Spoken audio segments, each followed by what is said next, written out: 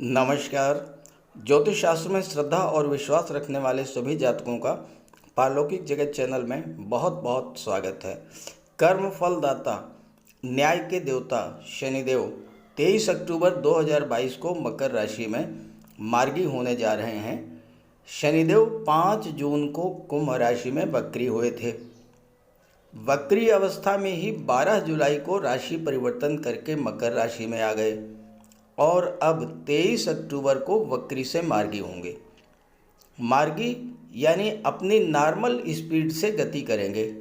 तो शनि के मार्गी होने का वृषभ राशि के जातकों के जीवन पर क्या प्रभाव पड़ेगा, इसी का विश्लेषण करेंगे। साथ ही साथ ये भी चर्चा करेंगे कि शनि के वक्री होने के कारण आपको पिछले 4.5 माह से क्या क्या कष्ट झेलने पड़े होंगे, जीवन में क्या क्या परेशानियां आई होंगी और अब मार्गी होने पर आपके जीवन में क्या क्या सुखद बदलाव आएंगे।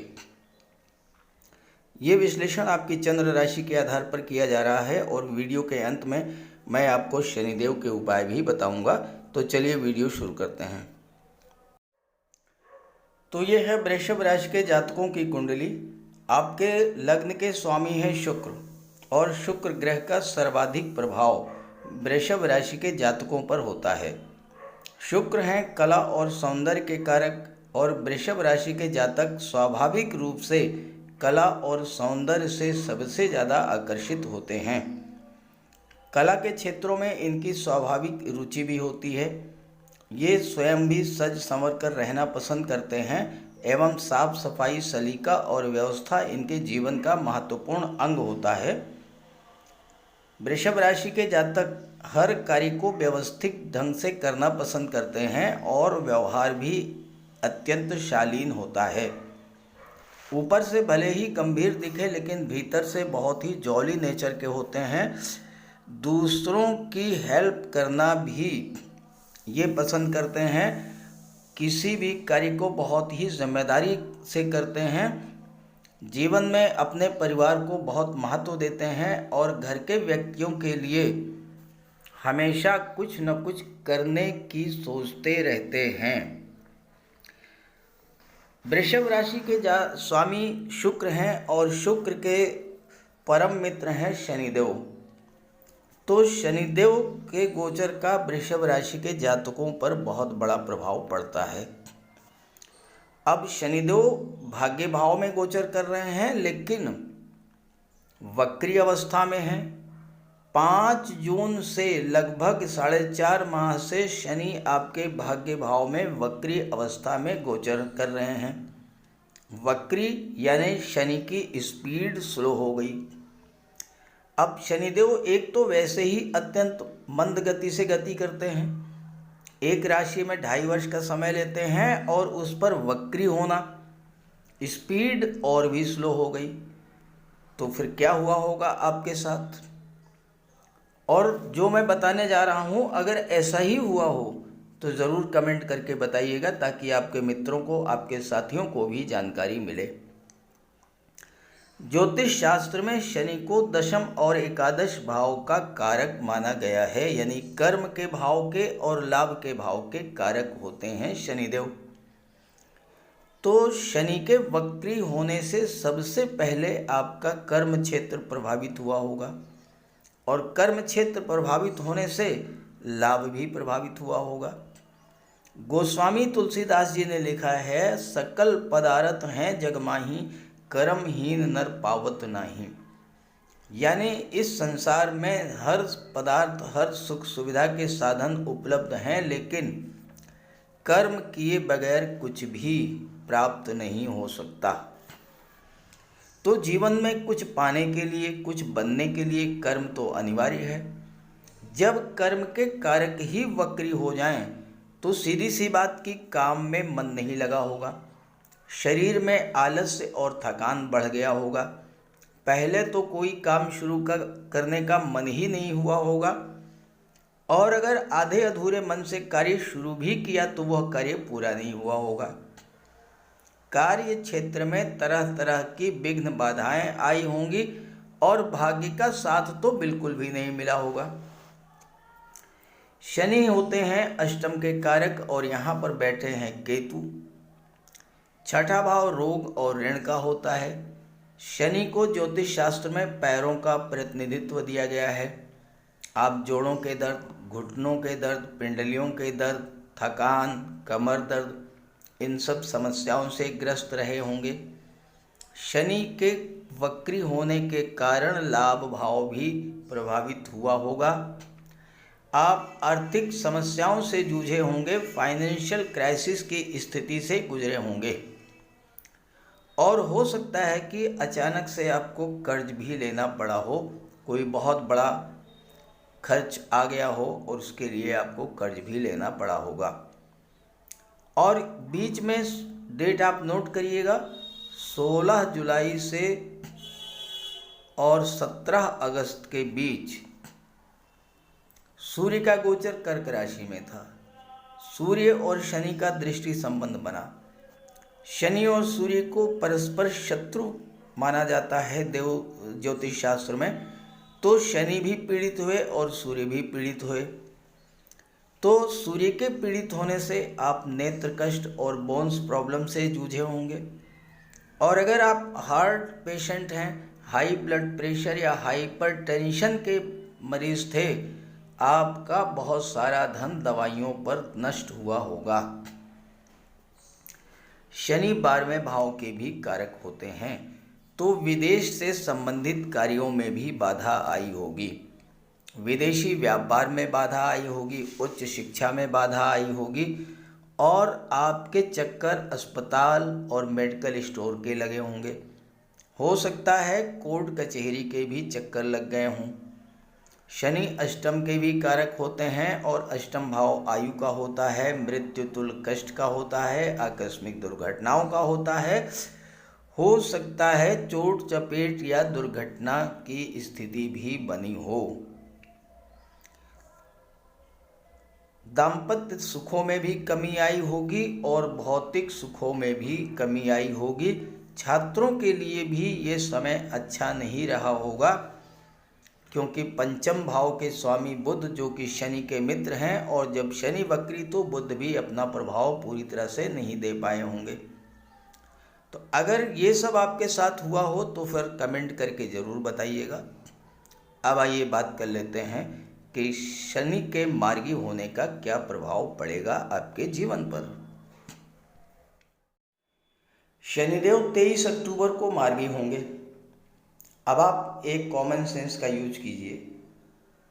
ऐसा तो है नहीं कि 22 तक वक्री रहेंगे, अचानक से जंप करेंगे और 23 में मार्गी हो जाएंगे।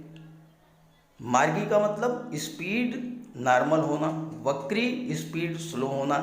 तो स्पीड तो धीरे धीरे ही बढ़ेगी, यानी मार्गी होने की जो प्रक्रिया है वह अक्टूबर फर्स्ट वीक से ही शुरू हो जाएगी और आपको उसका प्रभाव अक्टूबर की शुरुआत से ही दिखाई पड़ने लगेगा। तो क्या प्रभाव होगा?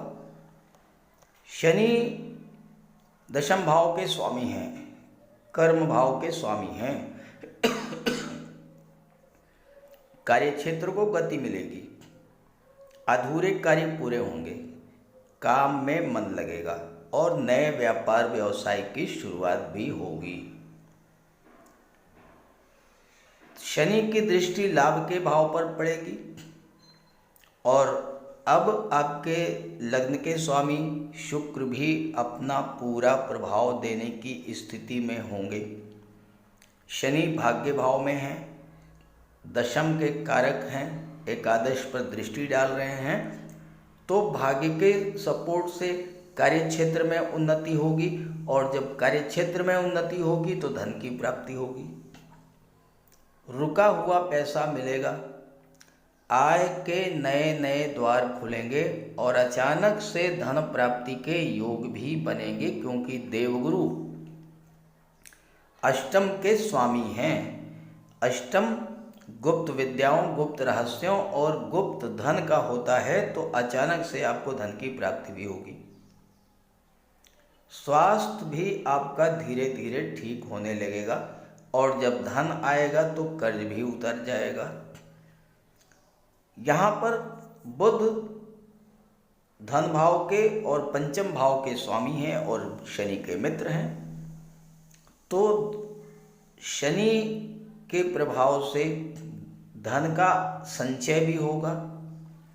बुध शेयर मार्केट के कारक होते हैं, तो शेयर मार्केट से आपको लाभ होगा। छात्रों के लिए बहुत ही अच्छा समय रहेगा। प्रतियोगी परीक्षाओं में सफलता मिलेगी।